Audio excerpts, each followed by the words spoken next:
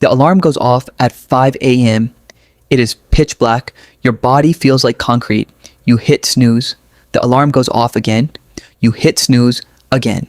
And then you wake up at 6:15, late, groggy, and somehow feeling worse than if you had just slept through the whole thing. You tell yourself you are not a morning person. That 5 a.m. is for a different kind of human. The ones who post sunrise photos and drink green juice and seem to operate on a different biological system entirely.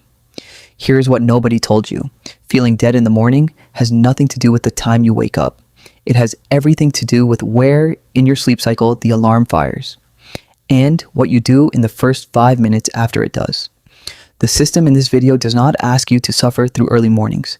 It makes waking up at 5 a.m. feel easier than waking up at 8. 4 steps. Here is how. Step 1. Sleep cycle timing. Most people set their alarm based on when they need to be somewhere.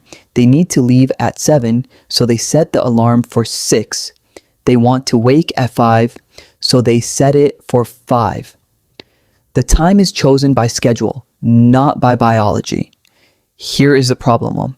Your brain moves through sleep cycles that last approximately 90 minutes each, from light sleep to deep sleep to REM and back again. If your alarm fires in the middle of deep sleep, you will feel like you have been hit by a truck regardless of how many hours you slept. If it fires at the end of a cycle, you will feel shockingly awake even on fewer hours. Here is how to use this. Work backwards from your target wake time in 90-minute blocks.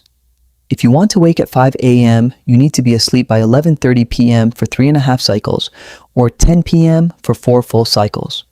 Not in bed at those times, asleep. Why it works. Waking at the end of a cycle means your brain is already in a lighter sleep stage and closer to wakefulness. The transition from sleep to awake is smooth rather than violent. The groggy concrete body feeling, called sleep inertia, is caused almost entirely by being dragged out of deep sleep. Eliminate that and the alarm becomes tolerable. Step 2. The cortisol anchor. Within the first 5 minutes of waking, do one thing before anything else. Get light into your eyes, not your phone screen, not a lamp, natural light if possible. Step outside for 2 minutes, open a window, stand on a balcony. If it is dark, use a bright artificial light source aimed at your face.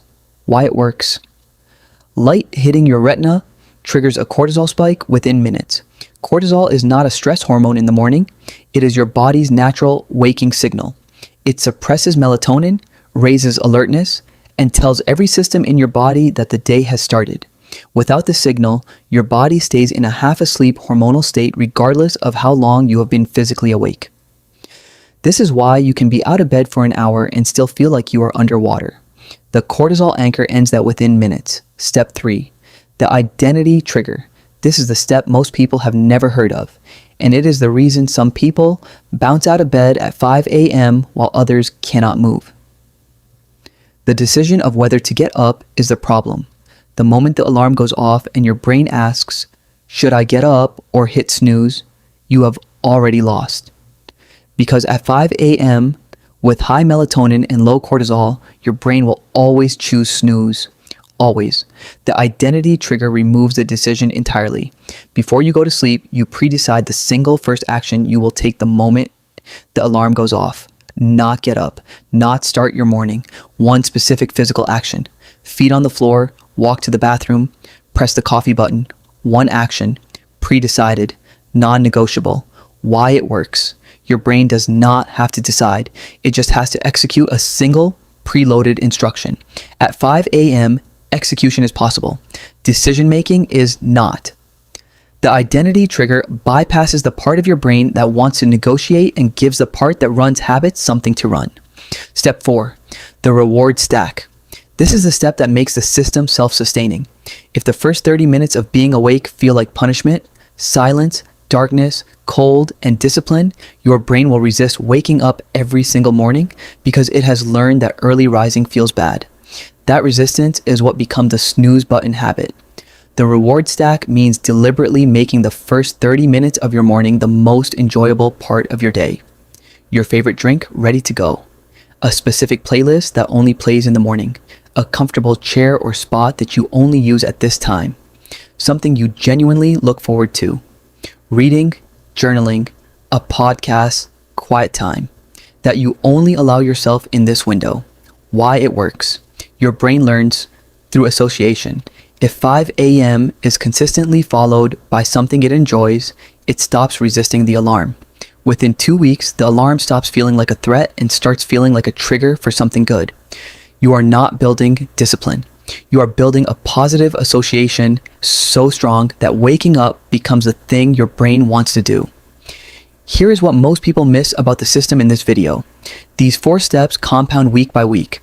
Cycle timing means you wake at the right biological moment.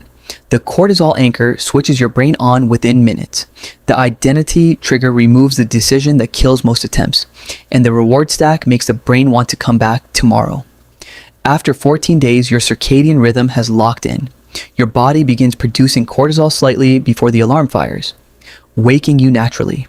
The alarm shifts from an interruption to a confirmation. You wake up before it goes off.